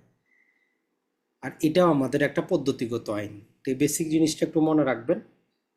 এখন আসি যে আসলে এই সিপিসি কিভাবে কাজ করে, তার মূল কাজটা কি। মূলত এটা আমাদের সিভিল লিটিগেশন বা দেওয়ানি মামলা নিয়ে কাজ করে। একটা দেওয়ানি মামলা দায়েরের পূর্ব থেকে নিয়ে একদম ডিক্রি জারি শেষ পর্যন্ত কিভাবে কি কাজ হবে না হবে সবকিছু বর্ণনা করে। ধরেন যে একটা মোকদ্দমা দায়েরের পূর্বে একজন আইনজীবীকে অনেক কাজ করতে হয়। একটা যদি আপনি দেওয়ানি আইনজীবী হইতে যান, একটা মামলা দায়েরের পূর্বে আপনার 2 দিন 3 দিন সময় লাগে যে একটা মামলাকে ড্রাফটিং করতে, মুসাবিদা করতে, বিভিন্ন প্রকার দরখাস্ত, বিভিন্ন প্রকার দলিলপত্র অ্যাটাচ করে একটা দেওয়ানি মামলার ফাইল এত মোটা হয়। তো এটার জন্যই কিন্তু প্রথমবার মামলা দায়ের করতে আইনজীবী মোটা সোটা একটা ফি কিন্তু নেন, 20, 30, 50 হাজার টাকাও কিন্তু প্রথমবার মামলা দায়ের করার সময় উনি নেন, কারণ ওনার সময় যায়। তো এই যে একটা দেওয়ানি মামলা দায়েরের পূর্বে কি কি জিনিসটা লক্ষ্য রাখতে হবে, এই জিনিসগুলো যদি আপনি নিজেকে নিজে প্রশ্ন করেন, জাস্ট বই থেকে বের করলেন, এটাই তো একজন অ্যাডভোকেটের দায়িত্ব, একজন বিচারকের দায়িত্ব, কিন্তু একজন ছাত্রের কিন্তু দায়িত্ব এটা না। আর ছাত্রের জন্য আইনটা তৈরিও না। এখন আপনি ছাত্রের মতো যতই পড়েন আপনি বুঝবেন কিছুই না। তো এই জন্য চিন্তাধারাটা একটু চেঞ্জ করেন। চিন্তা করেন যে আপনি অ্যাডভোকেট হয়ে গেছেন, কোনো মক্কেলকে পরামর্শ দিচ্ছেন, অথবা একজন টিচার কোনো ছাত্রকে পড়াবেন, তো এটার মধ্যে কি বলছে এটা একটু আপনি বোঝার চেষ্টা করেন। যেমন ধরেন যে একটা দেওয়ানি মোকদ্দমা দায়েরের পূর্বে সর্বপ্রথম একজন আইনজীবীকে স্মরণ রাখতে হয় যে এইটার কিছু এখতিয়ার বা জুরিকডিকশন কি। এটা আবার কি জিনিস? যেমন ধরেন যে দেওয়ানি মামলার মধ্যে আমরা প্রধানত 3 প্রকারের এখতিয়ার পাই। এটাও একটা এমসিকিউ যে এখতিয়ার কত প্রকার। একটা হচ্ছে যে যেমন ধরেন যে আপনি যে দেওয়ানি মামলাটা নিয়ে এসেছেন এটার সাবজেক্ট ম্যাটারগত জুরিকডিকশন বলে, 9 নম্বরে আমরা পাবো সিপিসিতে পড়লে সাবজেক্ট ম্যাটার জুরিকডিকশন। মানে এটাকে আসলেই দেওয়ানি মামলা সিভিল কোর্টে যাবে, না রেভিনিউ কোর্টে যাবে, না এটা ল্যান্ড সার্ভে ট্রাইব্যুনালে যাবে, না আয়করের অন্য মামলায় যাবে। তো এই জিনিসগুলো পার্থক্য করে 9 ধারা। তার মানে 1 নম্বর আইনজীবীকে লক্ষ্য রাখতে হয় যে এটা আসলেই কি পিওর দেওয়ানি মামলা কিনা। 2 নম্বর মামলাটা সে কোথায় দায়ের করবে, টেরিটোরিয়াল জুরিসডিকশন বলে আরেকটা পাবো আমরা, যেমন জায়গা জমির মামলা যেই জেলায় অবস্থিত ওই জেলায় করতে হয়। আরেকটা হচ্ছে পেকুনারি জুরিসডিকশন, মানে আপনার মামলার ভ্যালু কত তার উপর ভিত্তি করে বিচারকের আদালত পরিবর্তিত হয়। যেমন ধরেন যে আগে যারা সহকারী জজ ছিল এদের নামগুলা হয়েছে এখন সিভিল জজ। তো সিভিল জজে শুধু 15 লাখ টাকা পর্যন্ত মামলা দেখতে পারে। তো এটা কে বলছে? এটা আমার পেকুনারি জুরিসডিকশন বলছে। এখন 15-র বেশি হইলে আমি কি করব, 25 পর্যন্ত আমার সিনিয়র সিভিল জজ দেখবে, 25-এর বেশি হইলে আমার যুগ্ম জেলা জজ দেখবে। এই জিনিসটা একজন আইনজীবীরা আগে জানতে হয়। তা আপনি মুখস্থ করার চাইতে নিজেকে একজন প্রশ্ন করেন যে আপনার কাছে একজন মক্কেল আসছে মামলা করার জন্য, তো আপনি জুরিসডিকশনটা দেখেন যে 3টা জুরিসডিকশন সে কি করতেছে কিনা, ফুলফিল করতেছে কিনা, করলে মামলা দায়ের করতে পারবেন, নাইলে আপনারা আরো কিছু খুঁজতে হবে। এইভাবে যদি আপনি একটু পড়াটা করেন 1 মাসে আপনার জন্য যথেষ্ট। এরপরে আপনার লিখিত বলেন ভাইবা বলেন কিছু আপনার করা লাগবে না, আপনি নিজেই বুঝতে পারবেন যে কোনটা পড়লে আপনি পাশ করতে পারবেন। এরপরে ধরলাম যে আপনি যাচাই বাছাই করে মামলাটা দায়ের করে দিলেন। তখন মামলা চলাকালীন আপনার কিছু দায়িত্ব আছে, কর্তব্য আছে, কখনো বিবাদী আসবে না, কখনো আদালত কষ্ট আরোপ করবে, কখনো মামলা একতরফা খারিজ হয়ে যাবে, এই যে নিষেধাজ্ঞা জারি করাবেন, এই যে বিবাদীকে গ্রেফতার করাবেন, তো এর জন্য তো কিছু রুলস নিয়ম কানুন কোথাও থাকার কথা। তো একবার আপনি নিজেকে প্রশ্ন করেন যে মামলা চলাকালীন তাইলে কি কি এমন ঘটে যেটা আমি একটু জানতে চাই। ওই জানতে চাওয়া মানেই আপনি পরীক্ষা পাশ করে ফেলাচ্ছেন। আপনি পরীক্ষা পাশের চিন্তা করে এগুলো পড়লে জীবনে মাথাও ঢুকবে না, ফেল করবেন। তার চাইতে ভালো যে একটা দেওয়ানি মামলা আদালতে চলবে, মামলাটা কিভাবে চলে, কি কি যাচাই করতে হয়, আমি অ্যাডভোকেট হইলে কিভাবে যাচাই করব, ওইটা একটু জানার চেষ্টা করি। 1 মাস আপনি এইভাবে এই চিন্তাধারা করে প্র্যাকটিসটা করেন, দেখবেন যে আপনি নিজেই বুঝতে পারতেছেন কোনটা পড়বেন। এরপরে ধরেন যে আপনি ফাইনালি মামলা আপনি জিতে গেলেন, আপনি একজন ডিগ্রি হোল্ডার হয়ে গেলেন। তো এখন ডিগ্রি পাইলে তো হবে না, ডিগ্রিটা তো কার্যকর করতে হবে। তো কোথায় কার্যকর করবেন? এখন আপনি ধরেন যে বিবাদীর আইনজীবী, আপনি মামলায় হেরে গেছেন, তো মক্কেলকে আপনি কি পরামর্শ দিবেন? যে ভাই আমরা আপিল করব, নাইলে রিভিউ করব, নাইলে রিভিশন করব। এখন নিজেকে একবার প্রশ্ন করেন যে আপিল আসলে কি, আপিলে আমার সুবিধা কি অসুবিধা কি, কোর্ট ফি কত টাকা লাগবে, আপিলটা কত দিনে করতে হবে, কখন খারিজ হয়ে যাবে, রিভিউ কার কাছে করব, কত দিনে করব, কোন আদালতে করা যাবে, রিভিউর ভিত্তিটা কি হইতে পারে, রিভিশন কোথায় করা যায়। মানে নিজেকে নিজে একবার প্রশ্ন করেন, তখন দেখবেন যে অটোমেটিক অ্যান্সার চলে আসবে। তো তখনই আপনার সারা জীবন মনে থাকবে, আপনি বার কাউন্সিলও পাশ করতে পারবেন। বার কাউন্সিল আসলে এটাই চায় যে তারা যে ব্যক্তিটারে লাইসেন্স দিবে পাবলিক লাইফে যখন সে যাবে, যাতে বার কাউন্সিলের বদনামটা না হয়, যে অ্যাডভোকেট তো হয়েছে সে কয়ার পরে জানে না। তো এইটা যাতে না হয় ওই জন্যই আপনাকে জাস্ট ওই প্রশ্নটা করে তারা। বিশেষত ভাইবা পরীক্ষায় আপনার তো ওইগুলাই করবে, বাস্তবমুখী প্রশ্নগুলো আপনারে করা হয়। এরপরে যদি আমরা চলে যাই সিআরপিসিতে, যদিও সিআরপিসি আমরা আবারও বলতেছি সিআরপিসি বলে কোনো সাবজেক্ট নাই, ওইটাও the code of criminal procedure 1898, বা বাংলাতে বলবেন যে ফৌজদারি কার্যবিধি 1898। এটাও আমাদের কার্যকর হয় 1 জুলাই 1898, এতটুকুই জানলেই যথেষ্ট। এর মধ্যে আমরা বিস্তারিত পাবো, অনেক ডিটেইলে পাবো। সবচেয়ে যদি আমরা বলি যে সবচেয়ে বেশি আমরা যতবার গত 5 বছর 6 বছর যাবত যতবারই ক্লাস নিচ্ছি, সিআরপিসিতে সবচেয়ে বেশি পরিমাণ ক্লাস নিতে হয়। এবারও সম্ভবত আমাদের 5টা ক্লাস আছে, সর্বোচ্চ ক্লাস এই সিআরপিসিতেই আছে। এটা ছাড়া সিপিসিতে 3টা ক্লাসই সম্ভব। এটার মধ্যে যে জিনিসটা হয় যে আসলে বাংলাদেশের আদালতের গঠনটা কেমন। এখন দেখেন, এটা আপনার মুখস্থ করার বিষয় না, আপনি নিজে একবার চিন্তা করেন বাংলাদেশে আদালতের প্রকৃতিটা কেমন, সাবঅর্ডিনেট কোর্ট কোথায়, হাইকোর্ট ডিভিশন কোথায়, আপিল বিভাগ কোথায়, ম্যাজিস্ট্রেটের আদালত কোথায়, একবার নিজে বাস্তবে চিন্তা করেন, তারপরে বইটা খুলেন, দেখবেন যে আপনার কাছে ইজি মনে হবে। তাইলে আদালতের গঠনটা আমরা পাবো, বিস্তারিত আলোচনা করা আছে। ওই আদালতে যে বিচারকরা বসবেন তারা কোন মামলা বিচার করতে পারবেন, বিচার করে কতদিনে শাস্তি দিতে পারবেন, আমাদের পুলিশ কিভাবে ইনভেস্টিগেশনটা করে। আপনি যদি একটা ফৌজদারি মামলাও যদি পরিচালনা করতে চান, ডিফেন্স লয়ার হইতে চান, পুলিশের তদন্তটা প্রতিটা মাইক্রোস্কোপ দিয়ে আপনাকে কি করতে হবে, ভুল ধরতে হবে। কারণ দেখেন, ফৌজদারি মামলা একটা কথাই বলে যে ফৌজদারি মামলা without shadow of the doubt, মানে এক বিন্দু পরিমাণ ডাউট ছাড়া পুলিশকে প্রমাণ করতে হয় রাষ্ট্রপক্ষকে। ফৌজদারি মামলায় কখনোই যারা ভালো ডিফেন্স লয়ার হয় সে কোনোদিন কি করে না, নিজে কিছু প্রমাণ করে না, জীবনেও সে বলে না যে আমার আসামি একদম, চেষ্টা করে না যে নির্দোষ। সে শুধু পুলিশের ইনভেস্টিগেশনে ডাউট সৃষ্টি করে। ডাউট সৃষ্টি করতে পারলে আপনি সফল আইনজীবী। জীবনেও আপনি আসামিকে নির্দোষ প্রমাণ করতে পারবেন না, জীবনেও পারবেন না। আপনার দায়িত্ব হচ্ছে পুলিশের প্রতিটা তথ্যের মধ্যে ভুল ধরা। ভুল ধরলে ডাউট সৃষ্টি হইলো, ডাউট সৃষ্টি করলে আপনি সুবিধা পাইলেন। এখন আপনাকে তো জানতে হবে তাইলে পুলিশ ইনভেস্টিগেশনটা কিভাবে করে। যেমন ধরেন যে একটা চার্জশিটে পুলিশ লিখলো যে এত তারিখে সে গেছে, যাওয়ার পরে ওই আসামির বাসা থেকে এই জিনিসটা উদ্ধার করছে। এখন আপনি যদি না জানেন যে উদ্ধার করার সময় 2জন সাক্ষী থাকতে হবে, সাক্ষীদের স্বাক্ষর থাকতে হবে, ওই যে জিনিসটা উদ্ধার করলো থানায় আসার পর তার একটা পৃথক ডায়েরি আছে, ওইখানে সে এন্ট্রি করবে, তার যে কেস ডায়েরিতে সে এন্ট্রি করবে। এখন সে এন্ট্রি করে নাই, শুধু চার্জশিটে লিখে দিছে যে বাসা থেকে এতটা জিনিস উদ্ধার হয়েছে। কিন্তু আপনি যখন ভিতরে আগেই তল্লাশি করলেন যে ওই দিন 2জন সাক্ষী ছিল ছিল না, ওই দিনে পুলিশের যে রেকর্ড সেখানে এন্ট্রি করছে কিনা, করে নাই, তাইলে চার্জশিটে লিখলে আপনি 1 সেকেন্ডে তার চার্জশিট খারিজ করে দিতে পারলেন যে অফিসিয়াল যে রেজিস্টার পুলিশ কোনো এন্ট্রি করে নাই।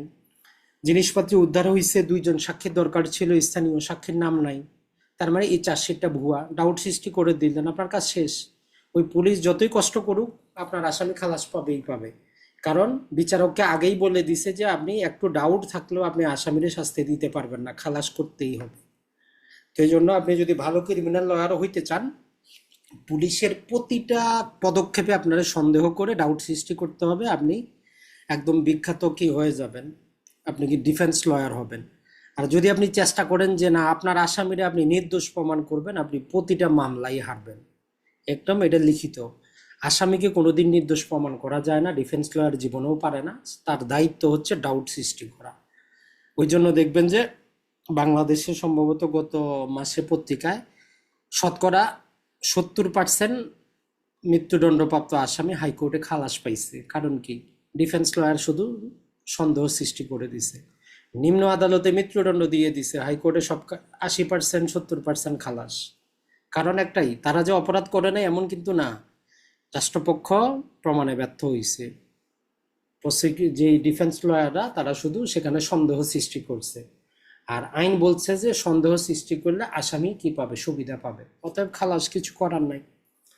তো এই জন্য আইনের জগতেও যদি আপনি থাকতে চান আপনার এই টেকনিক অবলম্বন করতে হবে, আর পড়াশোনার মধ্যেও ওই টেকনিকটা আপনাকে নিয়ে আসতে হবে। এরপরে যেমন ধরেন যে একটা ফৌজদারি মামলা কোথায় দায়ের করব, কিভাবে আসামির বিরুদ্ধে চার্জ গঠন করব, কোন কোন আদালতে বিচার করবে, বিচার করে কি কি শাস্তি দিবে, এই রিলেটেড আমরা যাবতীয় জিনিসগুলা পাবো। পাশাপাশি বেসিক কিছু তথ্য থাকে, যেমন ধরেন যে এফআইআর, জিআর মামলা, সিআর মামলা, পিপি, এটা ছাড়া হেবিয়াস কর্পাস প্রকৃতির রিট, এটা ছাড়া কোয়াশমেন্ট, এটা ছাড়া দেওয়া থাকে নির্বাহী বিভাগের আসামিকে শাস্তি রহিত করার ক্ষমতা, ডবল জিওপার্ডি, এটা ছাড়া ইনজাংশন পাবো আমরা, 54 ধারা গ্রেফতার পাবো। এই যে গুরুত্বপূর্ণ মূল মেরুদণ্ডগুলো যদি আপনার একদম ক্লিয়ার থাকে, ছোটখাটোগুলো আপনার বিষয় না। কারণ আপনি 100-তে 100 অ্যান্সার করবেন না, 80 করলেই যথেষ্ট। এটা একটু মাথায় রাখবেন। এরপরে যদি আমরা পেনাল কোডে চলে যাই, পেনাল কোডটা মূলত আপনি 3টা ভাগে ভাগ করতে পারেন। একটা হচ্ছে যে পেনাল কোডের তৈরি ইতিহাস থেকে নিয়ে সাধারণ ব্যতিক্রম পর্যন্ত, এটা বেসিক আলোচনা করে, ডেফিনেশন আলোচনা করে, এটা একটা জিনিস। আরেকটা হচ্ছে যে কিছু অপরাধ হচ্ছে পাবলিক নেচারের, পাবলিক অ্যাট লার্জের জন্য যে অপরাধগুলো হয়। আর কিছু অপরাধ আছে ব্যক্তিগত, যেমন হত্যা, দর্শন, লুণ্ঠন, মারামারি, সম্পত্তি রিলেটেড। তো এরকম যদি আপনি 3টা ভাগে ভাগ করা থাকে, আপনার জন্য বোঝা সহজ যে আপনি কোন ভাগের উপর প্রাধান্যটা দিবেন। যদি আমরা বলি যে আপনি শুধু ওই যে মানব দেহের বিরুদ্ধে অপরাধ এবং সম্পত্তির বিরুদ্ধে অপরাধটা আর সাধারণ ব্যতিক্রমটা যদি আপনার আয়ত্তে থাকে, টোটাল পেনাল কোড আপনার আয়ত্তে, বাকিটা আপনার 10%ও না। আর সর্বশেষ যদি আমরা চলে যাই বার কাউন্সিল অর্ডার, রুলস এবং যেই প্রফেশনাল এথিকেটের মধ্যে, রুলসের মধ্যে মূলত আপনার পড়ার কিছুই নেই। এখান থেকে হাতে গোনা 5টা বিধি যদি আপনি আলাদা করে পড়েন যথেষ্ট, এখানে আর কিছুই নেই। আর বার কাউন্সিল অর্ডারটা খুবই ছোট, 46টা আছে, কাজের জিনিস আপনার মোটামুটি 10 লাইনের মতো। আর এই 42টা বিধি আপনারা ভালো করে পড়তে হবে, এখানে বাদ দেওয়ার কোনো সুযোগ নাই। কারণ এগুলা থেকে আপনার লিখিত আপনার অ্যান্সার করতে হবে, এমসিকিউতে অ্যান্সার করতে হবে, মুসাবিদা করার জন্য দিতে পারে। এই হচ্ছে টোটাল আমাদের 7টা সাবজেক্টের ওভারভিউ। এখন আপনি যদি আইনজীবী হইতে চান, এই 7টা সাবজেক্ট সম্পর্কে আগে মৌলিক ধারণাটা রাখবেন। যদি মৌলিক ধারণা হয়, এরপরে আপনি ভিতরে গিয়ে পড়া শুরু করবেন। এখন আপনি যখন পড়তে যাবেন, আপনারা আমরা জাস্ট সামান্য বেসিক কিছু তথ্য দিব যে আপনি এইভাবে পড়েন, অনেক দিন মনে থাকবে, অ্যান্সারও করতে পারবেন।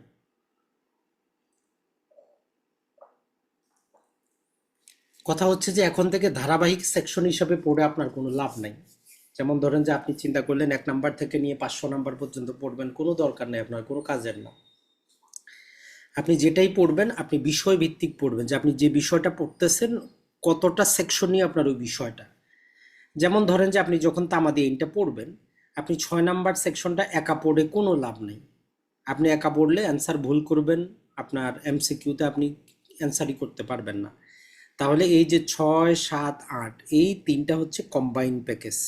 তাহলে আপনি যখনই পড়বেন এই 3টা সেকশন একটা কথা বলে, সেটা নাম হচ্ছে লিগাল ডিসেবিলিটি, আইনগত অপারগতা।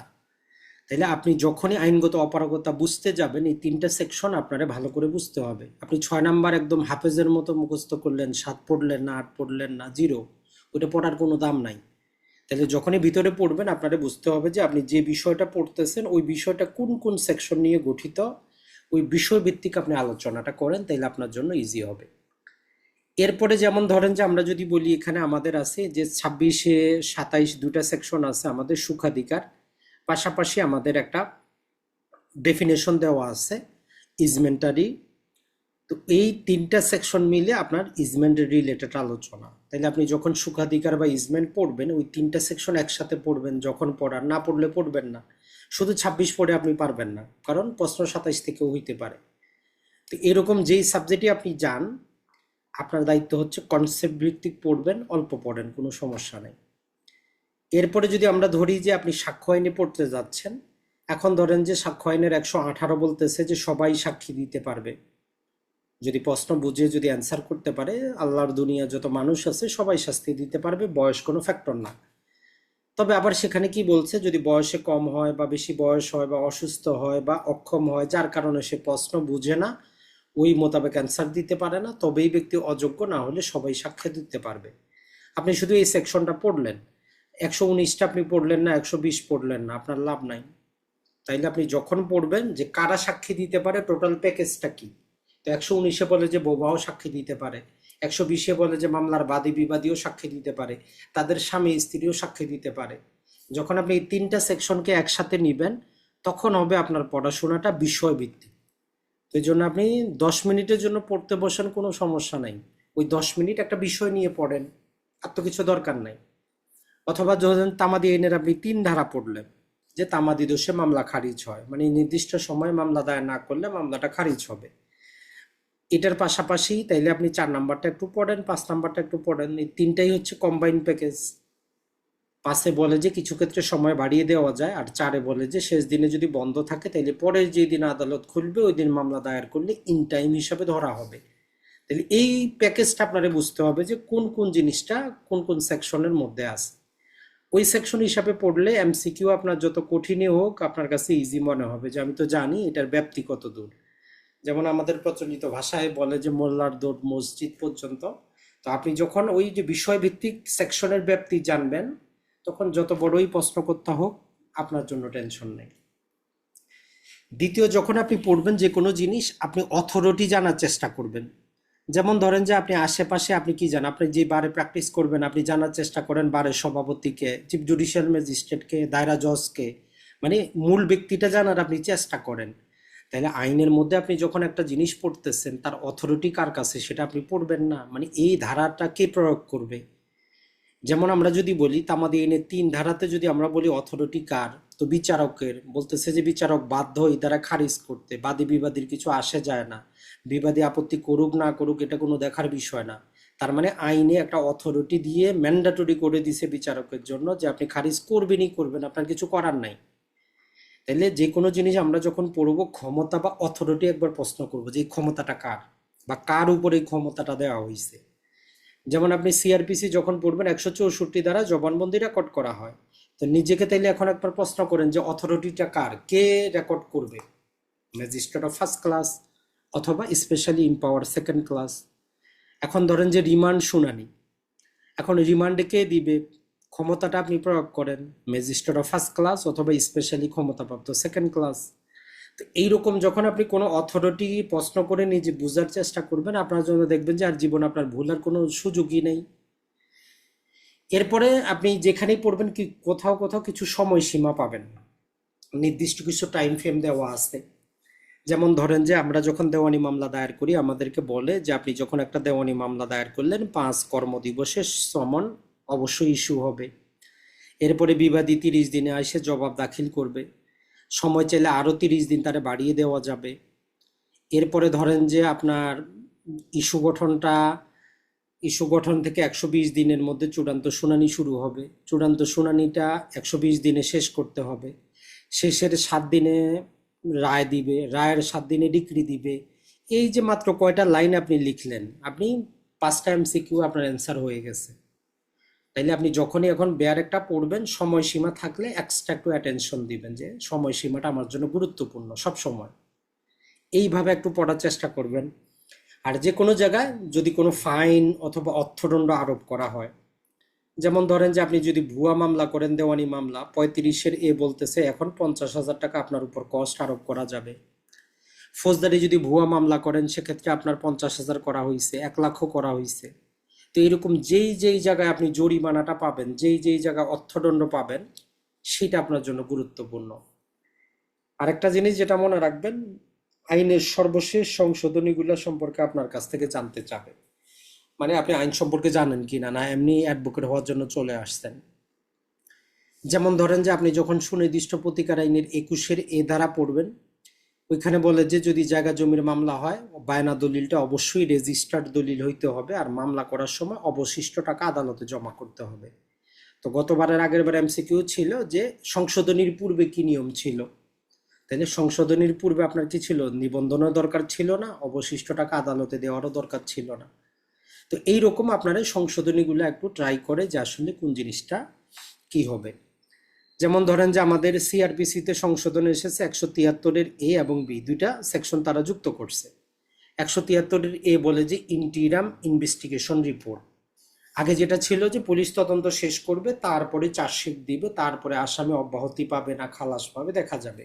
এখন বলে যে না, কারো বিরুদ্ধে ভুয়া মামলা হইতে পারে, তো এই জন্য পুলিশ যদি তদন্ত চলাকালীন সময়েও কোনো ব্যক্তির বিরুদ্ধে তদন্তটা শেষ করে, সে চাইলে ওই সিঙ্গেল ব্যক্তির বিরুদ্ধে তদন্ত রিপোর্টটা আদালতে সাবমিট করতে পারবে, মানে তদন্ত চলাকালীনও আসামি অব্যাহতি পাইতে পারে। এই যে ছোটখাটো সংশোধনীগুলা, এগুলো সবসময় আপনার জন্য গুরুত্বপূর্ণ। আরেকটা যেটা মনে রাখবেন যে বাস্তবে আদালতে মামলা দায়েরের পদ্ধতিটা জেনে নেবেন বাস্তবে। মানে একটা দেওয়ানি মামলা বাস্তবে কিভাবে দায়ের হচ্ছে, একটা ফৌজদারি মামলা থানায় কিভাবে দায়ের হচ্ছে, আদালতে কিভাবে হচ্ছে, তাহলে 20% আপনার এমসিকিউ কমপ্লিট। যেমন ধরেন যে আপনি যদি দেওয়ানি মামলার জন্য যান, আপনি কি জানেন আইন আপনারে বলে যে আরজি দাখিলের মধ্যে কি হবে, প্রেজেন্টেশন অফ প্লেটের মাধ্যমে দেওয়ানি মামলা দায়ের হবে। তো দায়ের হওয়ার পর কি করতে হবে, বিবাদীকে অবশ্যই একটা সমন দিয়ে জানাইতে হবে। তো সমনটা পাওয়ার পর বিবাদী এসে কি করবে, রিটেন স্টেটমেন্ট লিখিত জবাব দিবে। তো লিখিত জবাবের পরে একটা এডিআর বা সমঝোতার একটা অপশন আছে, করলে ভালো, না করলে ইস্যু ফ্রেম হবে। ইস্যু ফ্রেম হওয়ার পরে সেক্ষেত্রে সুযোগ দেওয়া হবে 30 ধারার তদবিরের, চূড়ান্ত শুনানি হবে, এরপরে প্রিএম্পটরি হিয়ারিং, এরপরে যুক্তিতর্ক, এরপরে জাজমেন্ট, এরপরে ডিক্রি। তো এইরকম দেওয়ানি মামলার ধাপ, ফৌজদারি মামলার ধাপ। থানায় দায়ের হইলে আপনার 154-তে দায়ের হচ্ছে, আদালতে হইলে 200 ধারা দায়ের হচ্ছে। মানে মূল যেটা বাস্তবে আপনার প্রতিদিন কাজে আসবে দেওয়ানি আর ফৌজদারি, ওই জিনিসটা একটু জানার চেষ্টা করেন। এইভাবে যদি আপনি জানেন, 1 মাস যদি আপনি আইনটা এইভাবে চর্চা করেন, আমি তো বলবো যে আপনি নিজে আরেকজনকে পড়াইতে পারবেন, আপনার কোথাও কি করতে হবে না, আপনার কোথাও এরকম কোচিংও করতে হবে না। আর আদালতে আপনি যখন লাইসেন্সটা পাবেন, 10 দিন পরে আপনি নিজের প্র্যাকটিস নিজেই শুরু করে দিতে পারবেন। সিনিয়রের পিছনে দৌড়াইতে হবে না, ওই যে 500 টাকা 100 টাকা দিয়ে দিন আপনারে গড়তে হবে না। কিন্তু আপনার যদি এইগুলাতেই ডাউট থাকে, তো আপনি তো কিছু করার আগে বারবার সিনিয়রের দিকে তাকাবেন, এখন কি করব, এখন কি করব, কি করব, আপনার আইনই বলে দিচ্ছে। 4 বছরের এলএলবি জীবনে পড়ছেন, আপনার সিনিয়রও এত কষ্ট করে এমসিকিউ দিয়ে পাশ করে নাই। 2001-2005 সালে যারা হয়েছে এমনি অ্যাডভোকেট হয়ে গেছে, তারা আইনটা ভালো করে জীবনেও পড়ে নাই। অনেক সিনিয়রকে জিজ্ঞেস করবেন, তারা আইনটা জীবনে একবারও ভালো করেও পড়ে নাই। এই 2012 সালের পর থেকে যারা অ্যাডভোকেট হয়েছে, তারা বাধ্যতামূলক এটা পড়ছে, আগে যা ভালো করে এটা পড়েই নেই। তারা ওই প্রতিদিন যেটা কাজে লাগে সেটাই পড়ছে। আর যারা ভালো অ্যাডভোকেট, তারা সবকিছুই তাদেরকে পড়তে হয় নিজের জীবনের জন্য, তারা পড়ছে। তো এই জন্য আপনার এখনই সুযোগ, যেহেতু আপনি পাশ করতে হবে, যেহেতু আপনি পাশ করলেই শুধু হবে না, আপনি বাস্তবে প্র্যাকটিসও করবেন। এই জন্য একটু ভালো করে পড়ার চেষ্টা করেন, বিষয়ভিত্তিক। আশা করি যে এটা আপনার জীবনে, ভবিষ্যৎ জীবনে উপকারে আসবে। আর আমাদের আগামী 1 তারিখ থেকে শুরু হচ্ছে বিষয়ভিত্তিক ক্লাস, আমরা শিডিউলটা দিয়ে দিব। অসংখ্য ধন্যবাদ। যদি প্রশ্ন থাকে বলতে পারেন। আসসালামু আলাইকুম।